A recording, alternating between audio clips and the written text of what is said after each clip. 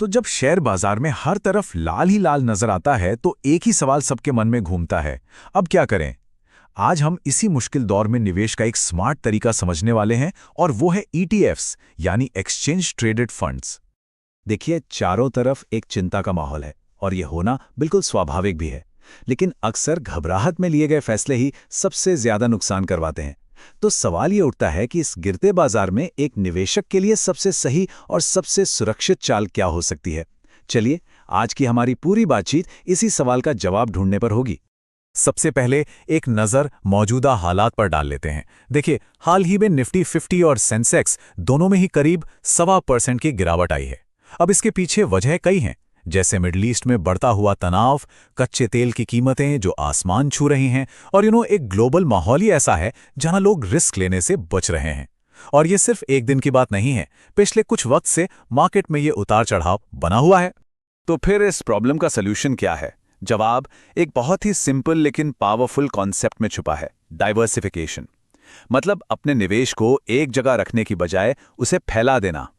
और यहीं पर एक्सचेंज ट्रेडेड फंड्स यानी ईटीएफ्स एक बहुत ही मजबूत और सेफ ऑप्शन बनकर सामने आते हैं। ये स्लाइड खुद ही पूरी कहानी बयां कर रही है। जरा सोचिए, अगर किसी ने अपना सारा पैसा किसी एक ही कंपनी के स्टॉक में लगा दिया तो उसका पूरा निवेश उस एक कंपनी के भरोसे है। वो कंपनी डूबी तो पैसा भी डूबा। लेकिन दूसरी तरफ है एक ईटीएफ जो कि दर्जनों या सैकड़ों कंपनियों की एक टोकरी जैसा है। यहां रिस्क अपने आप कम हो जाता है। अगर एक दो कंपनियां खराब परफॉर्म करती भी हैं तो बाकी की अच्छी कंपनियां उसे बैलेंस कर लेती हैं। तो आखिर ये ईटीएफ है क्या भला?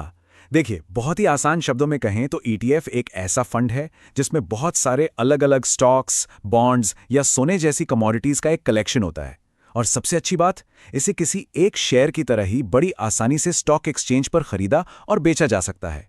ज्यादातर ईटीएफ्स क्या करते हैं, वो निफ्टी 50 जैसे किसी बड़े मार्केट इंडेक्स की हूबहू नकल करते हैं। अच्छा, तो अब एक सीधी सीधी तुलना करके देखते हैं। जब मार्केट गिर रहा हो तो इन तीनों में से यानी ईटीएफ, कोई अकेला स्टॉक या फिर एक्टिव म्यूचुअल फंड, कौन सा ऑप्शन ज्यादा बेहतर साबित होता है? चलिए इस टेबल को जरा ध्यान से समझते हैं। सबसे पहले बात करते हैं रिस्क की।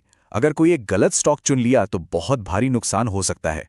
एक्टिव फंड्स में हमेशा ये डर रहता है कि कई फंड मैनेजर से कोई गलती ना हो जाए, जबकि ईटीएफ में रिस्क पूरे बाजार में फैला होता है, जो इसे काफी बैलेंस्ड बना देता है। फिर आती है लागत। इस मामले में तो ईटीएफ्स का कोई मुकाबला ही नहीं है, ये सबसे सस्ते होते हैं। और हाँ, नए निवेशकों के लिए इन्हें समझना और इनमें इन्वेस्ट करना भी काफी आसान है। अब जरा इस चार्ट को देखिए, ये लागत का फर्क बिल्कुल साफ साफ दिखा रहा है। एक्टिव फंड्स हर साल आपकी इन्वेस्टमेंट का 1 से 2% तक फीस में ले लेते हैं। वहीं इंडेक्स ईटीएफ्स का खर्च ना के बराबर सिर्फ 0.05 से 0.5% के बीच होता है। अब सोचिए, जब बाजार पहले से ही नीचे जा रहा हो तब ये ज्यादा फीस आपके रिटर्न को और कितना कम कर देगी। ये जो नंबर स्क्रीन पर है ना, ये सच में चौंकाने वाला है। लॉन्ग टर्म में करीब करीब 70 से 80% एक्टिव फंड्स अपने बेंचमार्क इंडेक्स को भी नहीं हरा पाते। मतलब ये कि ज्यादा फीस देने के बावजूद ज्यादातर फंड्स वो रिटर्न भी नहीं दे पाते जो एक सिंपल सा इंडेक्स दे रहा है। और जब मार्केट में हलचल मची हो तब तो ये बात और भी ज्यादा सच साबित होती है। तो अब तक ये तो समझ आ गया कि ईटीएफ्स एक बेहतर विकल्प क्यों है। चलिए अब मुद्दे की बात पर आते हैं कि इस जानकारी का इस्तेमाल करके आज के माहौल में निवेश किया कैसे जाए।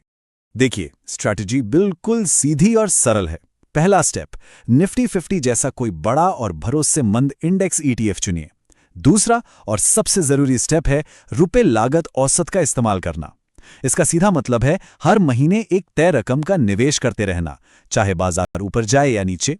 जब बाजार गिरता है तो उसी पैसे में आपको ज्यादा यूनिट्स खरीदने को मिल जाते हैं, जिससे आपकी खरीद की औसत कीमत नीचे आ जाती है। और तीसरा स्टेप है अनुशासन, लंबी अवधि के लिए टिके रहना। तो शुरुआत कहां से की जाए? भारत में ये कुछ बहुत पॉपुलर और हाई लिक्विडिटी वाले ब्रॉड इंडेक्स ईटीएफ्स हैं जो एक अच्छी शुरुआत हो सकते हैं। ये सभी बाजार के प्रदर्शन को बड़ी सटीकता से ट्रैक करते हैं।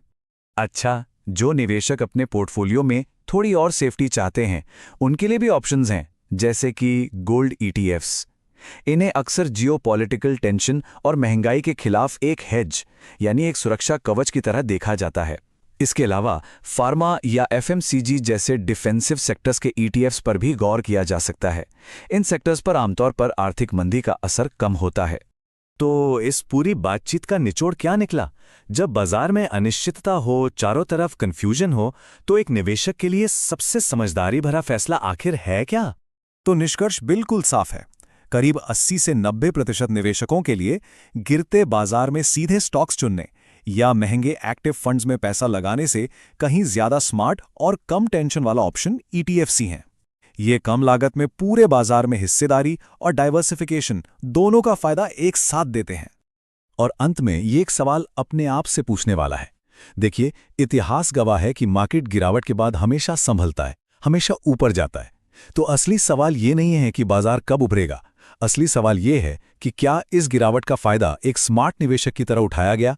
क्योंकि सही स्ट्रैटेजी के साथ हर गिरावट सिर्फ एक गिरावट नहीं, बल्कि एक मौका होती है।